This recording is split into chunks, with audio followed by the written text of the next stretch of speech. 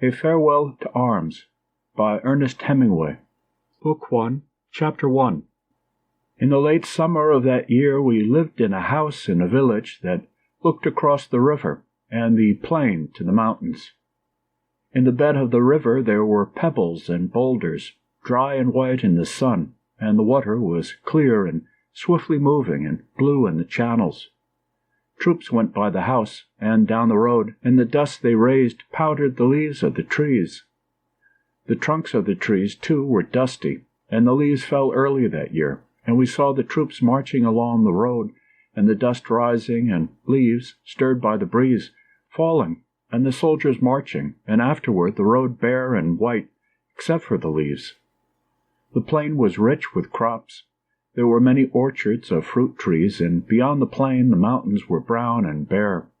There was fighting in the mountains, and at night we could see the flashes from the artillery. In the dark it was like summer lightning, but the nights were cool, and there was not the feeling of a storm coming. Sometimes in the dark we heard the troops marching under the window, and guns going past, pulled by motor tractors. There was much traffic at night, and many mules on the roads with boxes of ammunition on each side of their pack saddles, and gray motor trucks that carried men, and other trucks with loads covered with canvas that moved slower in the traffic. There were big guns, too, that passed in the day, drawn by tractors, the long barrels of the guns covered with green branches, and green leafy branches and vines laid over the tractors. To the north we could look across a valley and see a forest of chestnut trees, and behind it another mountain on this side of the river. There was fighting for that mountain, too, but it was not successful, and in the fall, when the rains came, the leaves all fell from the chestnut trees, and the branches were bare, and the trunks black with rain. The vineyards were thin and bare-branched, too, and all the country wet and brown and dead with the autumn. There were mists all over the river, and clouds on the mountain, and the trucks splashed mud on the road, and the troops were muddy and wet in their capes. The rifles were wet, and under their capes the 2 leather cartridge boxes on the front of the belts, gray leather boxes heavy with the packs of clips of thin, long 6.5-millimeter cartridges, bulged forward under the capes, so that the men passing on the road marched as though they were 6 months gone with child. There were small gray motor cars that passed, going very fast. Usually there was an officer on the seat with the driver, and more officers in the back seat. They splashed more mud than the camions even, and if one of the officers in the back was very small, and sitting between 2 generals, he himself so small that you could not see his face, but only the top of his cap and his narrow back, and if the car went especially fast it was probably the king. He lived in Udine, and came out in this way nearly every day to see how things were going, and things went very badly. At the start of the winter came the permanent rain, and with the rain came the cholera, but it was checked, and in the end only 7,000 died of it in the army. Chapter 2. The next year there were many victories. The mountain that was beyond the valley, and the hillside where the chestnut forest grew, was captured, and there were victories beyond the plain on the plateau to the south, and we crossed the river in August, and lived in a house in Gorizia that had a fountain and many thick shady trees in a walled garden, and a wisteria vine purple on the side of the house. Now the fighting was in the next mountains beyond, and was not a mile away. The town was very nice, and our house was very fine. The river ran behind us, and the town had been captured very handsomely, but the mountains beyond it could not be taken, and I was very glad the Austrians seemed to want to come back to the town sometime, if the war should end, because they did not bombard it to destroy it, but only a little in a military way.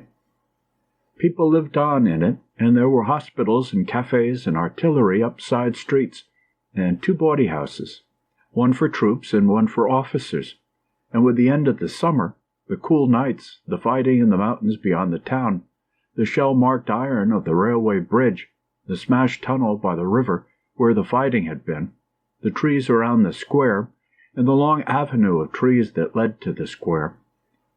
These, with there being girls in the town, the king passing in his motor car, sometimes now seeing his face, and little long-necked body and gray beard like a goat's chin tuft, all these with the sudden interiors of houses that had lost a wall through shelling, with plaster and rubble in their gardens and sometimes in the street. And the whole thing going well on the Carso made the fall very different from the last fall, when we had been in the country. The war was changed, too. The forest of oak trees on the mountain beyond the town was gone. The forest had been green in the summer when we had come into the town, but now there were the stumps and the broken trunks and the ground torn up, and one day at the end of the fall, when I was out where the oak forest had been, I saw a cloud coming over the mountain. It came very fast, and the sun went a dull yellow, and then everything was gray, and the sky was covered, and the cloud came on down the mountain, and suddenly we were in it, and it was snow.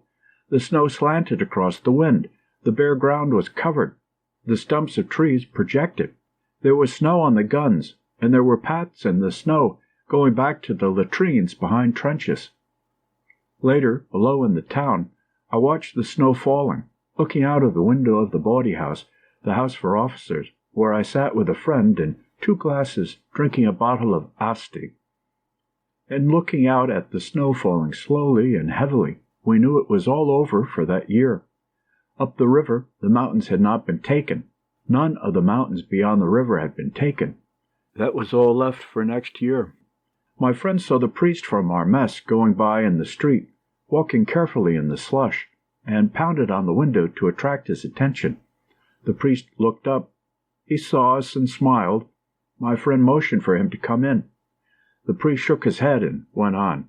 That night in the mess, after the spaghetti course, which everyone ate very quickly and seriously, lifting the spaghetti on the fork until the loose strands hung clear, then lowering it into the mouth, or else using a continuous lift and sucking into the mouth, helping ourselves to wine from the grass-covered gallon flask. It swung in a metal cradle, and you pulled the neck of the flask down with the forefinger, and the wine, clear red, tannic and lovely, poured out into the glass held with the same hand. After this course, the captain commenced picking on the priest.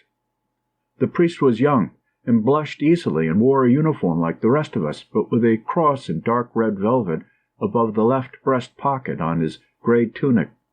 The captain spoke pidgin Italian for my doubtful benefit, in order that I might understand perfectly, that nothing should be lost. "Priest today with girls," the captain said, looking at the priest and at me. The priest smiled and blushed and shook his head. This captain baited him often. "Not true?" asked the captain. "Today I see priest with girls." "No," said the priest. "The other officers were amused at the baiting." "Priest not with girls," went on the captain. "Priest never with girls," he explained to me. He took my glass and filled it, looking at my eyes all the time, but not losing sight of the priest. "Priest every night, 5 against 1. Everyone at the table laughed. "You understand? Priest every night, 5 against 1. He made a gesture and laughed loudly. The priest accepted it as a joke. "The Pope wants the Austrians to win the war," the major said. "He loves Franz Joseph. That's where the money comes from. I'm an atheist." "Did you ever read The Black Pig?" asked the lieutenant. "I will get you a copy. It was that which shook my faith." "It is a filthy and vile book," said the priest. "You do not really like it." "It is very valuable," said the lieutenant. "It tells you about those priests. You will like it," he said to me. I smiled at the priest, and he smiled back across the candlelight. "Don't you read it," he said. "I will get it for you," said the lieutenant. "All thinking men are atheists," the major said. "I do not believe in the Freemasons, however." "I believe in the Freemasons," the lieutenant said. "It is a noble organization."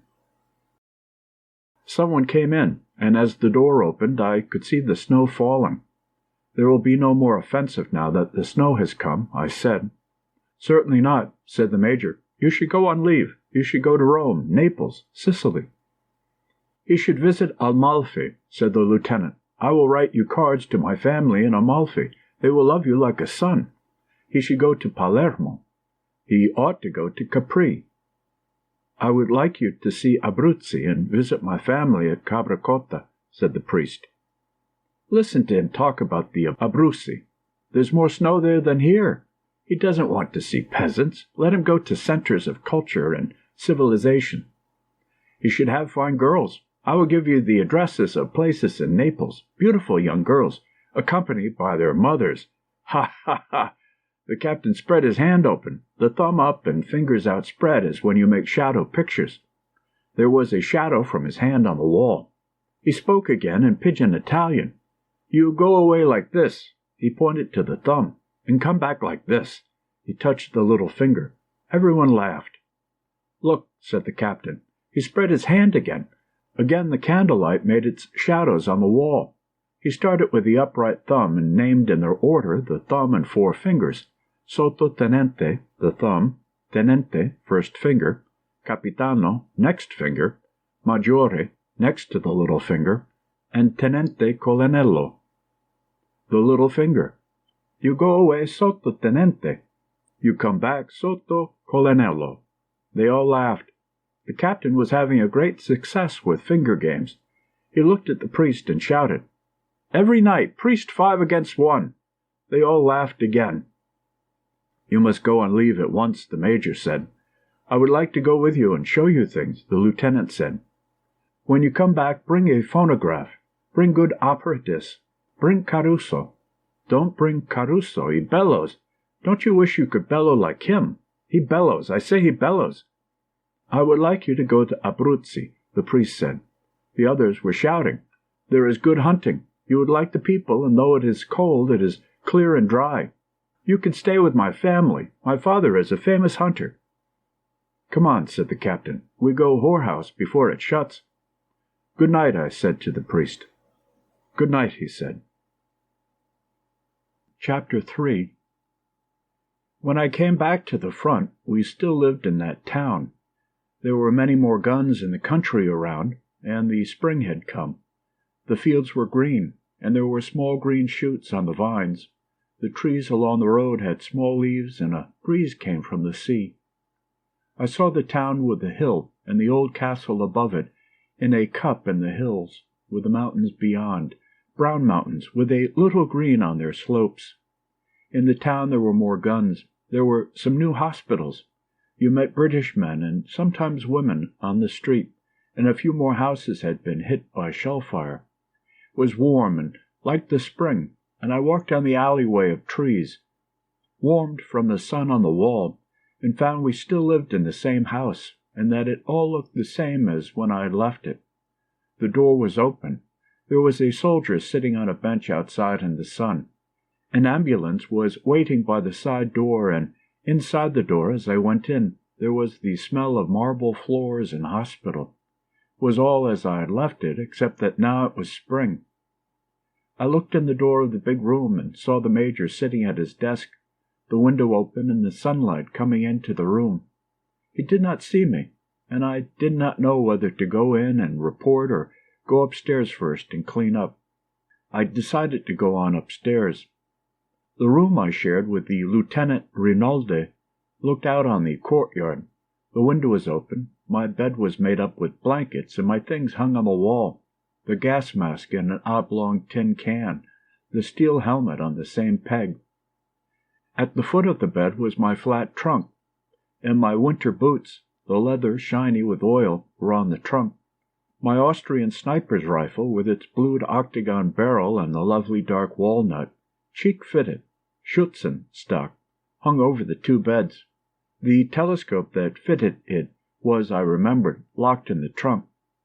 The Lieutenant Rinaldi lay asleep on the other bed. He woke when he heard me in the room and sat up. "Ciao," he said. "What kind of time did you have?" "Magnificent." We shook hands, and he put his arm around my neck and kissed me. "Oof," I said. "You're dirty," he said. "You ought to wash. Where did you go, and what did you do? Tell me everything at once." "I went everywhere. Milan, Florence, Rome, Naples, Villa San Giovanni, Messina, Taormina." "You talk like a timetable. Did you have any beautiful adventures?" "Yes." "Where?" "Milano, Firenze, Roma, Napoli." "That's enough. Tell me really what was the best." "In Milano." "That was because it was first." "Where did you meet her? In the cova? Where did you go? How did you feel? Tell me everything at once. Did you stay all night?" "Yes." "That's nothing. Here now we have beautiful girls, new girls, never been to the front before." "Wonderful." "You don't believe me? We will go now this afternoon and see. And in the town we have beautiful English girls. I am now in love with Miss Barkley. I will take you to call. I will probably marry Miss Barkley. I have to get washed and report. Doesn't anybody work now?" "Since you are gone, we have nothing but frostbites, chilblains, jaundice, gonorrhea, self-inflicted wounds, pneumonia, and hard-and-soft chancres. Every week someone gets wounded by rock fragments. There are a few real wounded. Next week the war starts again. Perhaps it starts again. They say so." "Do you think I would do right to marry Miss Barkley? After the war, of course." "Absolutely," I said, and pour the basin full of water. "Tonight you will tell me everything," said Rinaldi. "Now I must go back to sleep to be fresh and beautiful for Miss Barkley." I took off my tunic and shirt and washed in the cold water in the basin. While I rubbed myself with a towel, I looked around the room and out the window, and at Rinaldi lying with his eyes closed on the bed. He was good-looking, was my age, and he came from Amalfi. He loved being a surgeon, and we were great friends. While I was looking at him, he opened his eyes. "Have you any money?" "Yes. Loan me 50 lire. I dried my hands and took out my pocket-book from the inside of my tunic, hanging on the wall. Rinaldi took the note, folded it without rising from the bed, and slipped it in his breeches pocket. He smiled. "I must make on Miss Barkley the impression of a man of sufficient wealth. You are my great and good friend and financial protector." "Go to hell," I said. That night at the mess, I sat next to the priest. Then he was disappointed and suddenly hurt that I had not gone to the Abruzzi. He had written to his father that I was coming, and they had made preparations. I myself felt as badly as he did, and could not understand why I had not gone. It was what I had wanted to do, and I tried to explain how one thing had led to another, and finally he saw it and understood that I had really wanted to go, and it was almost all right. I had drunk much wine, and afterward coffee and Strega, and I explained, winefully, how we did not do the things we wanted to do. We never did such things. We two were talking while the others argued. I had wanted to go to Abruzzi. I had gone to no place where the roads were frozen and hard as iron, where it was clear cold and dry, and the snow was dry and powdery, and hair tracks in the snow, and the peasants took off their hats and called you lord, and there was good hunting. I had gone to no such place but to the smoke of cafes, and nights when the room whirled and you needed to look at the wall to make it stop, nights in bed, drunk, when you knew that that was all there was, and the strange excitement of waking and not knowing who it was with you, and the world all unreal in the dark, and so exciting that you must resume again unknowing, and not caring in the night, sure that this was all and all and all, and not caring. Suddenly to care very much, and to sleep to wake with it, sometimes morning, and all that had been there, gone, and everything sharp and hard and clear, and sometimes a dispute about the cost, sometimes still pleasant and fond and warm and breakfast and lunch, sometimes all niceness gone, and glad to get out on the street, but always another day starting, and then another night. I tried to tell about the night, and the difference between the night and the day, and how the night was better unless the day was very clean and cold, and I could not tell it, as I cannot tell it now. But if you have had it, you know. He had not had it, but he understood that I had really wanted to go to the Abruzzi, but had not gone, and we were still friends, with many tastes alike, but with the difference between us. He had always known what I did not know, and what, when I learned it, I was always able to forget. But I did not know that then, although I learned it later.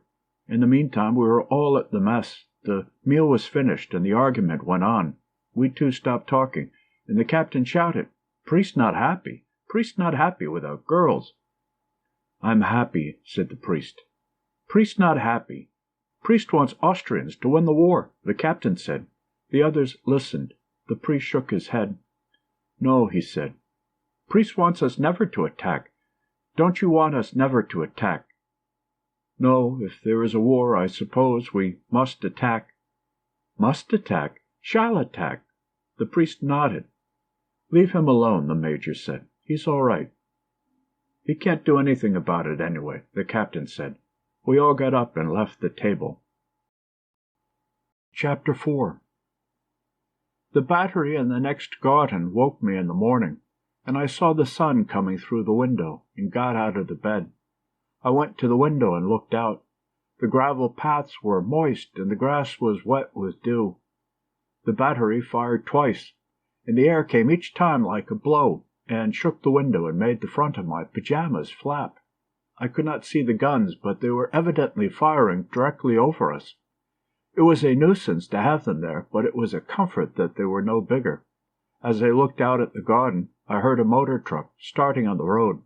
I dressed, went downstairs, had some coffee in the kitchen, and went out to the garage. 10 cars were lined up side by side under the long shed.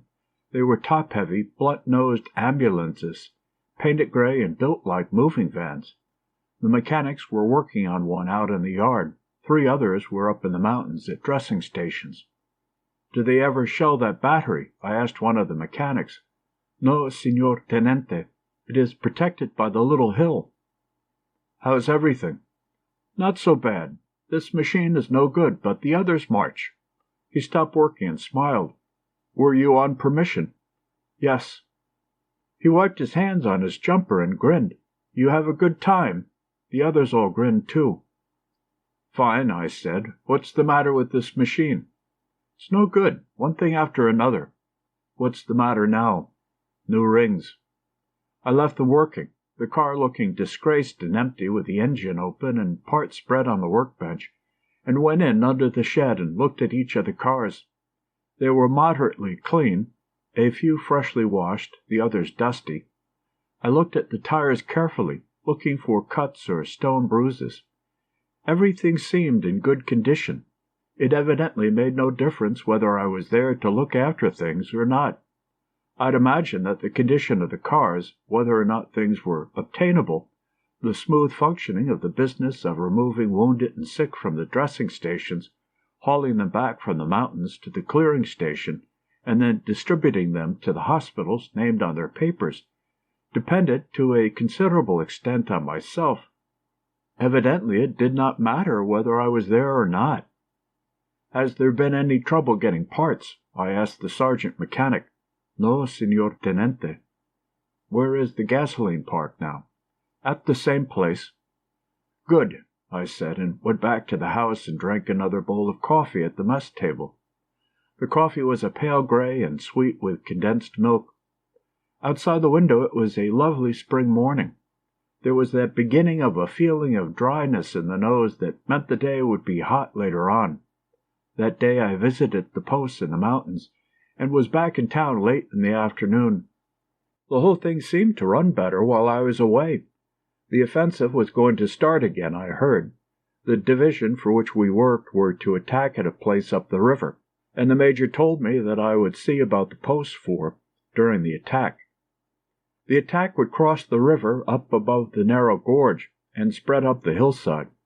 The posts for the cars would have to be as near the river as they could get and keep covered. They would, of course, be selected by the infantry, but we were supposed to work it out. It was one of those things that gave you a false feeling of soldiering. I was very dusty and dirty and went up to my room to wash. Rinaldi was sitting on the bed with a copy of Hugo's English Grammar. He was dressed, wore his black boots, and his hair shone. "Splendid," he said when he saw me. "You will come with me to see Miss Barkley?" "No." "Yes, you will please come and make me a good impression on her." "All right. Wait till I get cleaned up. Wash up and come as you are." I washed, brushed my hair, and we started. "Wait a minute," Rinaldi said. "Perhaps we should have a drink." He opened his trunk and took out a bottle. "Not Strega," I said. "No, grappa." "All right." He poured 2 glasses, and we touched them, first fingers extended. The grappa was very strong. "Another?" "All right," I said. We drank the second grappa. Rinaldi put away the bottle, and we went down the stairs. was hot walking through the town, but the sun was starting to go down, and it was very pleasant. The British hospital was a big villa built by Germans before the war. Miss Barkley was in the garden. Another nurse was with her. We saw their white uniforms through the trees and walked toward them. Rinaldi saluted. I saluted too, but more moderately. "How do you do?" Miss Barkley said. "You're not an Italian, are you?" "Oh, no." Rinaldi was talking with the other nurse. They were laughing. "What an odd thing to be in the Italian army." "It's not really the army. It's only the ambulance." "It's very odd, though. Why did you do it?" "I don't know," I said. "There isn't always an explanation for everything." "Oh, isn't there? I was brought up to think there was." "That's awfully nice. Do we have to go on and talk this way?" "No," I said. "That's a relief, isn't it?" "What is the stick?" I asked. Miss Barkley was quite tall. She wore what seemed to be a nurse's uniform, was blonde and had a tawny skin and gray eyes. I thought she was very beautiful. She was carrying a thin rattan stick, like a toy riding crop, bound in leather. "It belonged to a boy who was killed last year." "I'm awfully sorry." "He was a very nice boy. He was going to marry me, and he was killed in the Somme. It was a ghastly show." "Were you there?" "No." "I've heard about it," she said. "There's not really any war of that sort down here. They sent me the little stick. His mother sent it to me. They returned it with his things." "Had you been engaged long?" 8 years. We grew up together." "And why didn't you marry?" "I don't know," she said. "I was a fool not to. I could have given him that, anyway, but I thought it would be bad for him." "I see. Have you ever loved anyone?" "No," I said. We sat down on a bench, and I looked at her. "You have beautiful hair," I said. "Do you like it?" "Very much. I was going to cut it all off when he died." "No. I wanted to do something for him. You see, I didn't care about the other thing, and he could have had it all. He could have had anything he wanted if I would have known. I would have married him, or anything. I know all about it now. But then he wanted to go to war, and I didn't know." I did not say anything. "I didn't know about anything then. I thought it would be worse for him. I thought perhaps he couldn't stand it. And then, of course, he was killed, and that was the end of it." "I don't know." "Oh, yes," she said. "That's the end of it." We looked at Rinaldi talking with the other nurse. "What is her name?" "Ferguson. Helen Ferguson. Your friend is a doctor, isn't he?" "Yes, he's very good." "That's splendid. You rarely find anyone any good this close to the front." "This is close to the front, isn't it?" "Quite. It's a silly front," she said, "but it's very beautiful. Are they going to have an offensive?" "Yes. Then we'll have to work. There's no work now." "Have you done nursing long?" "Since the end of 15. I started when he did. I remember having a silly idea he might come to the hospital where I was.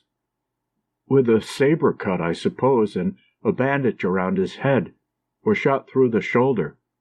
Something picturesque." "This is the picturesque front," I said. "Yes," she said. "People can't realize what France is like. If they did, it couldn't all go on. He didn't have a saber cut. They blew him all to bits." I didn't say anything. "Do you suppose it will always go on?" "No." "What's to stop it?" "We'll crack somewhere." "We'll crack. We'll crack in France. They can't go on doing things like the Somme and not crack." "They won't crack here," I said. "You think not?" "No, they did very well last summer." "They may crack," she said. "Anybody may crack." "The Germans, too." "No," she said, "I think not." We went over toward Rinaldi and Miss Ferguson. "You love Italy?" Rinaldi asked Miss Ferguson in English. "Quite well." "No, understand." Rinaldi shook his head. "Abbastanza bene," I translated. He shook his head. "That is not good." "You love England?" "Not too well. I'm Scotch, you see." Rinaldi looked at me blankly. "She's Scotch, so she loves Scotland better than England," I said in Italian. "But Scotland is England." I translated this for Miss Ferguson. "Bas encore," said Miss Ferguson. Not really. Never. We do not like the English. Not like the English? Not like Miss Barkley? Oh, that's different. You mustn't take everything so literally. After a while we said good night and left. Walking home, Rinaldi said, Miss Barkley prefers you to me. That is very clear. But the little Scotch one is very nice. Very, I said. I had not noticed her. You like her? No, said Rinaldi. Chapter 5. The next afternoon I went to call on Miss Barkley again. She was not in the garden, and I went to the side door of the villa where the ambulances drove up. Inside I saw the head nurse, who said Miss Barkley was on duty. There's a war on, you know. I said I knew. You're the American in the Italian army? She asked. Yes, ma'am. How did you happen to do that? Why didn't you join up with us? I don't know, I said. Could I join now? I'm afraid not now. Tell me, why did you join up with the Italians? I was in Italy, I said, and I spoke Italian. Oh, she said, I'm learning it. It's a beautiful language. Somebody said you should be able to learn it in 2 weeks. Oh, I'll not learn it in 2 weeks. I've studied it for months now. You may come and see her after 7 o'clock if you wish. She'll be off then, but don't bring a lot of Italians. Not even for the beautiful language? No, nor for the beautiful uniforms. Good evening, I said. Arrivederci, tenente. Arrivederla. I saluted and went out. It was impossible to salute foreigners as an Italian, without embarrassment. The Italian salute never seemed made for export. The day had been hot. I had been up the river to the bridgehead at Plava. It was there that the offensive was to begin. It had been impossible to advance on the far side the year before, because there was only one road leading down from the pass to the pontoon bridge, and it was under machine gun and shell fire for nearly a mile. It was not wide enough either to carry all the transport for an offensive, and the Austrians could make a shambles out of it. But the Italians had crossed and spread out a little way on the far side to hold about 1.5 miles on the Austrian side of the river. It was a nasty place, and the Austrians should not have let them hold it. I suppose it was mutual tolerance because the Austrians still kept a bridgehead further down the river. The Austrian trenches were above on the hillside, only a few yards from the Italian lines. There had been a little town, but it was all rubble. There was what was left of a railway station and a smashed permanent bridge that could not be repaired and used because it was in plain sight. I went along the narrow road down toward the river, left the car at the dressing station under the hill, crossed the pontoon bridge, which was protected by a shoulder of the mountain, and went through the trenches in the smashed-down town and along the edge of the slope. Everybody was in the dugouts. There were racks of rockets standing to be touched off to call for help from the artillery, or to signal with if the telephone wires were cut. It was quiet, hot and dirty. I looked across the wire at the Austrian lines. Nobody was in sight. I had a drink with a captain that I knew in one of the dugouts, and went back across the bridge. A new wide road was being finished that would go over the mountain and zigzag down to the bridge. When this road was finished, the offensive would start. It came down through the forest in sharp turns. The system was to bring everything down the new road and take the empty trucks, carts, and loaded ambulances, and all returning traffic up the old narrow road. The dressing station was on the Austrian side of the river, under the edge of the hill, and stretcher-bearers would bring the wounded back across the pontoon bridge. It would be the same when the offensive started. As far as I could make out, the last mile or so of the new road, where it started to level out, would be able to be shelled steadily by the Austrians. It looked as though it might be a mess. But I found a place where the cars would be sheltered after they had passed that last bad-looking bit, and could wait for the wounded to be brought across the pontoon bridge. I would have liked to drive over the new road, but it was not yet finished. It looked wide and well made with a good grade, and the turns looked very impressive where you could see them through openings in the forest on the mountain side. The cars would be all right with their good metal-to-metal brakes, and anyway, coming down they would not be loaded. I drove back up the narrow road. 2 carabinieri held the car up. A shell had fallen, and while we waited 3 others fell up the road. They were 77s, and came with a whooshing rush of air, a hard bright burst and flash, and then grey smoke that blew across the road. The carabinieri waved us to go on. Passing where the shells had landed, I avoided the small broken places, and smelled the high explosive, and the smell of blasted clay and stone and freshly shattered flint. I drove back to Gorizia in our villa, and, as I said, went to call on Miss Barkley, who was on duty. At dinner I ate very quickly and left for the villa where the British had their hospital. It was really very large and beautiful, and there were fine trees in the grounds. Miss Barkley was sitting on a bench in the garden. Miss Ferguson was with her. They seemed glad to see me, and in a little while Miss Ferguson excused herself and went away. "I'll leave you two," she said. "You get along very well without me." "Don't go, Helen," Miss Barkley said. "I'd really rather. I must write some letters." "Good night," I said. "Good night, Mr. Henry." "Don't write anything that will bother the censor." "Don't worry. I only write about what a beautiful place we live in, and how brave the Italians are." "That way you'll be decorated." "That will be nice. Good night, Catherine." "I'll see you in a little while," Miss Barkley said. Miss Ferguson walked away in the dark. "She's nice," I said. "Oh, yes, she's very nice. She's a nurse." "Aren't you a nurse?" "Oh, no, I'm something called a VAD. We work very hard, but no one trusts us." "Why not?" "They don't trust us when there's nothing going on. When there's really work, they trust us." "What is the difference?" "A nurse is like a doctor. It takes a long time to be. A VAD is a shortcut." "I see. The Italians don't want women so near the front, so we're all on very special behavior. We don't go out." "I can come here, though."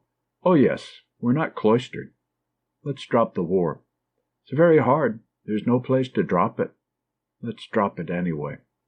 "All right." We looked at each other in the dark. I thought she was very beautiful, and I took her hand. She let me take it, and I held it and put my arm under her arm. "No," she said. I kept my arm where it was. "Why not?" "No." "Yes," I said. "Please." I leaned forward in the dark to kiss her, and there was a sharp, stinging flash. She had slapped my face hard.